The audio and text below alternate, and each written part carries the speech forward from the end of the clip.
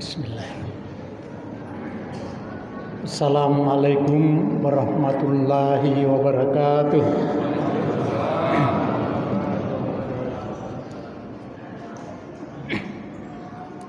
Alhamdulillahi rabbil alamin. Wabihi nasta'in ala umurid dunya waddin. Salatu wassalamu ala asrafil anbiya'il mursalin wa ala alihi wa sahbihi ajma'in, amma ba'd. Bapak-bapak, ibu-ibu, jamaah Isya sekaligus jamaah Tarwih yang saya muliakan, syukur alhamdulillah kita panjatkan kehadirat Allah Subhanahu wa taala atas segala nikmat dan karunia-Nya kepada kita sekalian, sehingga pada saat ini kita masih diberikan nikmat kesehatan, keimanan, kesempatan, sehingga kita dapat berkumpul di masjid kita ini untuk sama-sama mengabdikan diri kepada Allah Subhanahu wa taala. Jamaah Tarwih yang saya muliakan, judul ceramah yang diberikan kepada saya adalah zakat dan fungsi sosialnya. Namun sebelum saya masuk di situ, saya akan memberikan pengantar bahwa pengelolaan zakat itu kita di Indonesia ada dua sumber hukumnya. Yang pertama hukum Islam, Quran dan hadis. Kemudian untuk hukum nasional itu Undang-Undang Nomor 23 tahun 2011. Itu selama Republik ini sudah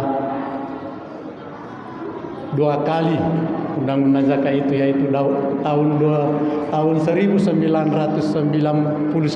pertama menjelang Pak Habibie Lensher dulu, kemudian 2011 yang ditandatangani Pak SBY. Jadi baru dua kali. Karakteristik dari kedua aturan ini, kalau hukum syariah Islam itu ancaman hukuman yang diberikan kepada muzakki atau yang berhak membayar zakat, yang berkewajiban membayar zakat tapi tidak membayar zakat, itu diancam hukuman. Kalau di Undang-Undang Nomor 23, ya kalau ancaman hukuman di syariah Islam itu neraka. Orang yang berkewajiban membayar zakat tapi tidak membayar zakat, fabashirhum bi azabin alim, berikan berita dengan azab yang pedih. Sementara di dalam Undang-Undang Nomor 23 tahun 2011 itu yang diancam hukuman pengelola zakat atau amil. Ada 3 pasal di situ ancamannya. Yang pasal 39 mengatakan setiap orang, dalam penjelasannya itu yang dimaksud setiap orang bisa perorangan atau organisasi. Itu dalam penjelasannya. Jadi setiap orang yang dengan sengaja melanggar ketentuan pasal 25 diancam hukuman setinggi-tingginya 5 tahun atau denda sebanyak-banyaknya 500 juta. Itu melanggar pasal 25. Pasal 25 itu berbunyi zakat, infak, sedekah itu harus dilaksanakan sesuai dengan syariat Islam. Jadi kalau tidak dilaksanakan sesuai dengan syariat, maka amil itu harus paham syariatnya. Kemudian pasal 37 pasal 340 mengatakan barang siapa yang melanggar ketentuan pasal 37 diancam hukuman paling lama 5 tahun atau denda 500 juta. Isi pasal itu, pasal 37 itu, barang siapa setiap orang yang dengan sengaja melawan hukum, mengalihkan, berupaya memiliki, berupaya menggadaikan harta zakat, diancam dengan 5 tahun penjara paling banyak atau denda 500 juta. Dan itu adalah kejahatan. Jadi 2 pasal itu kejahatan. Kemudian di pasal berikutnya, pasal 41, barang siapa melanggar ketentuan pasal 38, bukan barang siapa, setiap orang yang melanggar ketentuan pasal 38 diancam hukuman paling lama 1 tahun penjara atau denda 50 juta rupiah. Pasal yang dilanggar itu adalah orang yang melakukan pengumpulan, pendayagunaan zakat, pengelolaan zakat, pendistribusian zakat yang tidak memiliki izin dari yang berwenang. Ya, alhamdulillah menjelang, kalau tahun lalu masih kita, tahun ini saya tanya, karena itu malam sebelum saya pertemukan yang biasa bantu kita, ternyata sudah ada ya. Jadi sudah ada, jadi jangan ragu-ragu lagi bahwa kita sudah, karena kalau itu pasal 38 itu adalah bukan kejahatan tapi pelanggaran. Makanya ancaman hukumannya cuma 1 tahun. 20 menit saja ya. Saya belum masuk. Kemudian saya masuk di zakat. Saya mau mulai karena ini waktu sangat singkat, saya mau mulai di satu riwayat. Dalam satu riwayat, baru kita ambil hikmahnya situ. Dalam salah satu riwayat, ada seorang sahabat Nabi yang sangat rajin sekali pergi berjamaah. Selalu dia pertama datang. Setiap waktu. Namanya Sa'labah. Tetapi dia juga paling pertama keluar. Jadi begitu selesai salam, tinggalkan tempat. Padahal seharusnya, ini saya sampaikan khususnya kepada para imam, karena ada imam yang sudah bagus saya lihat, tapi ada yang belum bagus. Seharusnya kalau kita sudah salam, jangan dulu roba itu duduk terakhir. Sebelum mengucapkan astagfirullah 3 kali kalau duhur, asar, maghrib, duhur, asar, isya, dan la ilaha illallah wahdahu la syarikalah dan seterusnya 3 kali. Baru roba itu duduk. Kalau mau lezat itu la ilaha illallah, tapi kalau tidak mau lezat ya begitu saja. Begitu selesai assalamualaikum roba duduk. Seharusnya jangan. Tapi kalau maghrib dan subuh seharusnya 10 kali. Kalau tidak begitu, Pak, kalau begitu terus sampai 40 hari, insyaallah lezat itu la ilaha illallah dalam kalbu kita, asal benar caranya. Yaitu diucapkan dulu dari hati, keluar di mulut. Jangan di mulut mengucapkan, di hati keliling dunia. itu tidak akan lezat. Tetapi jangan robah tempat duduk. Ada banyak imam saya lihat bagus, tapi ada juga yang begitu assalamualaikum, wih, langsung robah duduknya. Nah, ini yang dilakukan salah, Pak. Tidak zikir-zikir, tidak apa, langsung tinggalkan. Terus Nabi tanya, salah Pak di sini dulu. Kenapa kamu kalau habis assalamualaikum langsung tinggalkan tempat?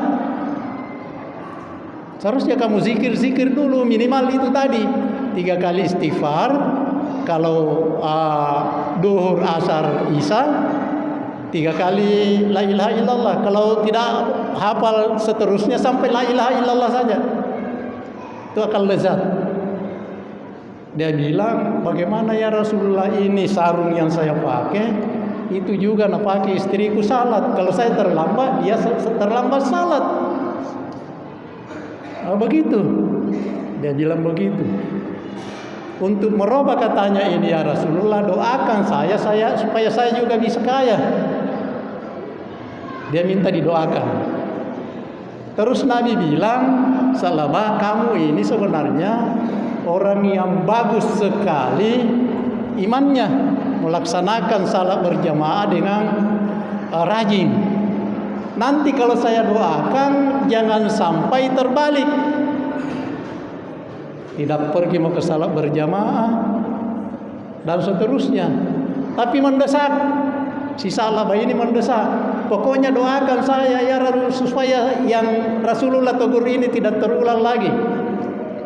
Karena dia didesak, Rasulullah doakan, berikanlah kemudahan rezeki si Salabah, semoga bisa melaksanakan kewajibannya bersama istrinya dengan baik. Tidak lama setelah itu dia diberi modal seekor kambing. Itu kambingnya mulai beranak 1, 2, 3. Biasanya kambing itu kalau pertama melahirkan kan 1 ekor dulu, begitu. 2 kali 2 juga, 3 kali 3, kembali lagi 1 dan seterusnya. Setelah kambingnya itu sudah mulai katakanlah cukup untuk 1 nisa 40 ekor.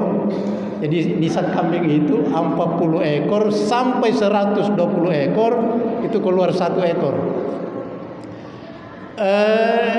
Mulai absen berjamaah. Ya kadang-kadang masih hadir, kadang-kadang sudah tidak, dan kalau hadir biasanya sudah terlambat. Itu Tuhan belum marah pada saat itu, dan dia masih bisa mengeluarkan sedekah infak zakatnya 1 ekor, kan belum lewat 120.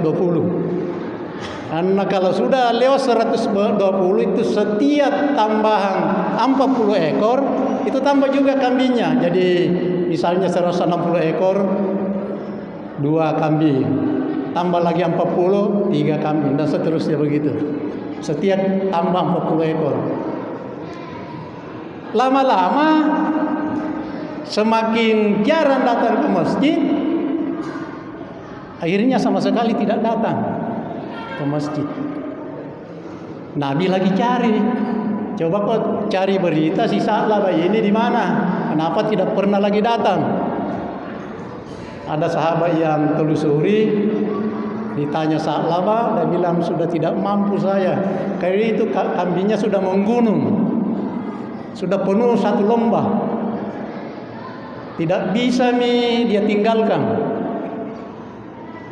Dipanggil Salabah sama Nabi.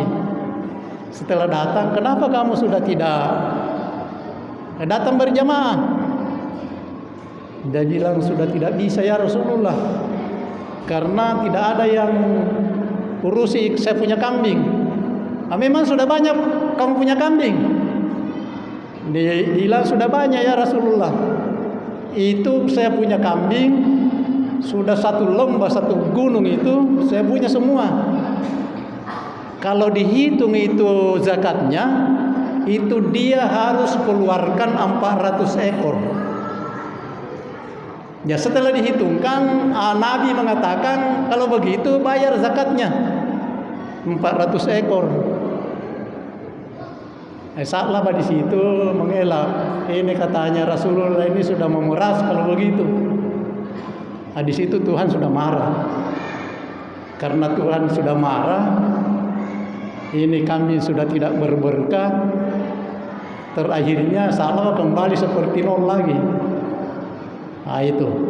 Jadi dari pelajaran ini, Bapak sekalian, itu berzakat, berinfak, bersedekah, jangan tunggu sampai kaya.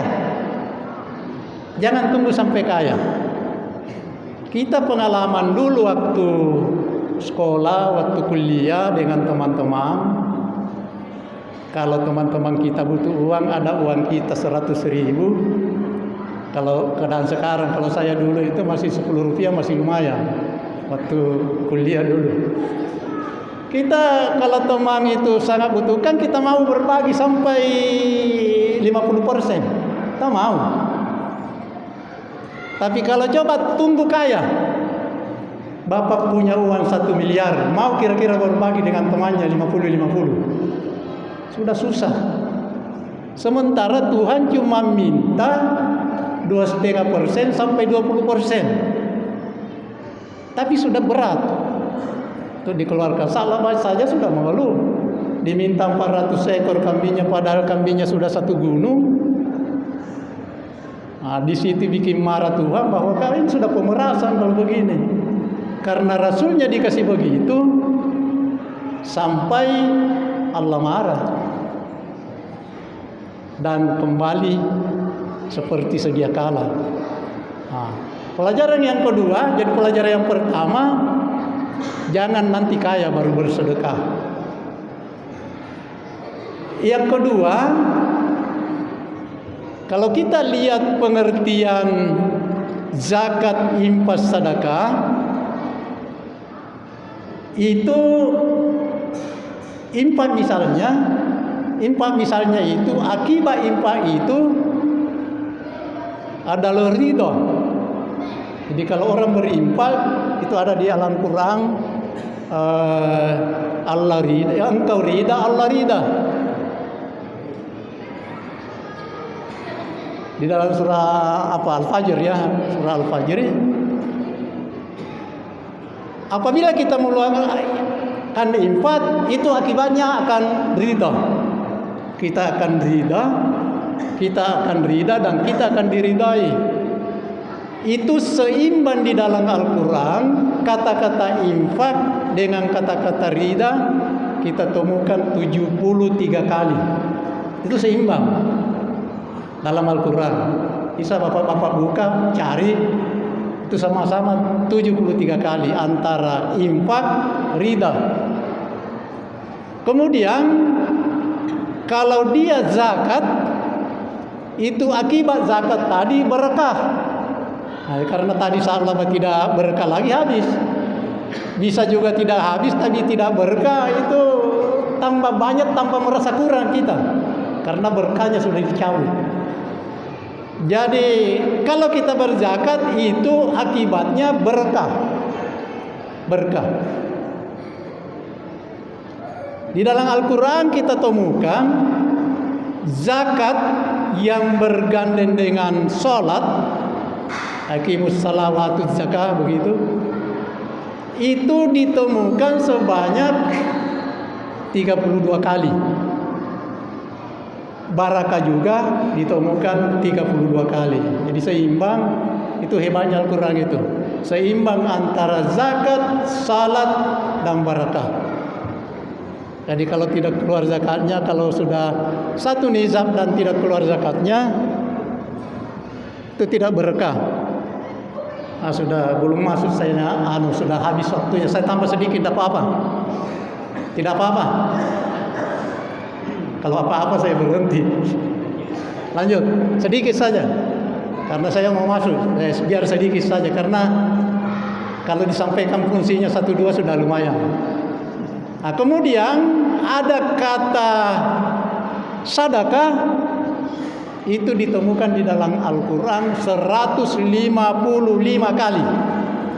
Jadi harusnya sedekah paling banyak, baru berinfak, baru zakat. Zakat memang sedikit, zakat sedikit. Dan kalau zakat itu dilaksanakan, zakat juga bisa bermakna an-nama.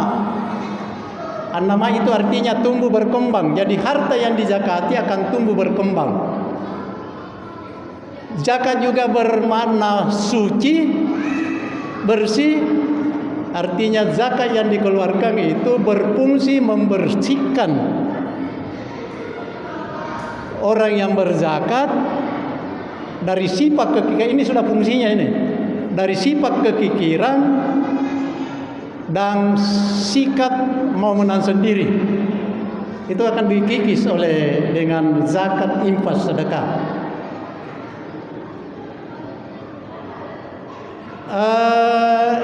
Perumpamaannya, kalau kita ada di rumah sumur, tidak pernah ditimba-timba airnya, itu akan keruh. Tapi semakin banyak dikeluarkan airnya, itu semakin jernih dan mungkin semakin enak. Begitu juga harta, semakin banyak disedekahkan, semakin enak rasanya. Semakin enak rasanya.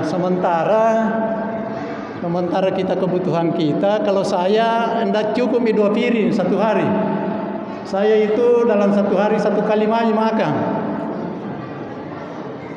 Kalau sudah makan sahur, nanti sahur berikutnya lagi baru makan.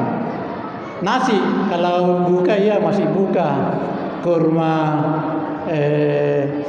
ada itu saya punya favorit, jalan kote. Itu. Ya begitu. Saya masih makan. Kalau buka makan itu. Tapi nasi dalam satu hari 1 kali. 1 kali saja. Dan ini fungsi zakat ini yang pertama tadi membersihkan. Jadi yang dibersihkan harta. Yang kedua yang berzakat dari sifat itu tadi. Dengki, pelit, mau menang sendiri, dan semua sifat-sifat keturunannya. Sementara untuk yang menerima zakat juga dibersihkan hatinya dari sifat iri, dari sifat marah-marah, ya. Karena masa dia lihat di sebelah rumahnya kaya, kita ini 1 hari setengah mati, tidak makan tenatumian tumai. Pasti dalam hatinya dengki, iri. Kalau salah sikit dendam, salah sikit lalu kaki ki. Nah, itu fungsi yang kedua. Kejahatan akan menurun. Tidak mungkin disari zakat namanya kena lalu kaki. Paling pun nanya lalu kaki ke tempat tu pantara. Tapi biasanya tempat tu pantara pun natenagan nilalang melatonje. Takut. Itu fungsinya. Jadi mengurangi kejahatan atau bahkan menghilangkan kejahatan kalau zakat infak dikelola dengan baik. Utamanya pendaya gunanya. Pendaya gunaan yang paling hebat di dalam zakat ini adalah memberi makan. Kita pernah memberi makan di sini tapi sudah berhenti saya lihat. Itu pemberian yang paling disenangi Allah adalah memberi makan. Karena dia di dalam surah surah Al-Quraisy, Tuhan yang memberi kamu makan. Kenapa tidak mencontoh Tuhan? Kalau yang lain-lain tidak diberikan tidak masalah, tapi kalau makan tidak berikan, orang akan mati kalau tidak makan. Itu hebatnya itu memberi makan. Dan saya lihat setiap masjid yang namanya melangit itu memberi makan. Katakanlah di Jogoriang, itu luar biasa. Di Kurilangit itu luar biasa memberi makan, baik yang mentah maupun yang masak. Kalau kita ke sana, Pak, saya pernah bawa teman-teman ke sana. berapa orang itu, satu bis ya, satu bis. Itu disampaikan bahwa kalau kita ke sana waktu makan pasti kita dikasih kapan saja, asal waktu makan. Makan siang, makan malam, sarapan 3 kali barangkali siapkan. Dan itu akan melangit nama masjidnya.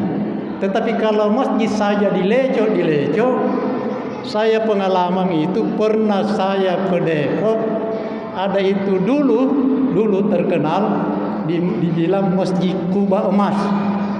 Saya pernah datang ke sana, itu satu kali saja ke sana, saya tidak mau nih ke sana. Padahal Kuba Emas ini Pak, kalau tidak salah 5 kubanya itu yang.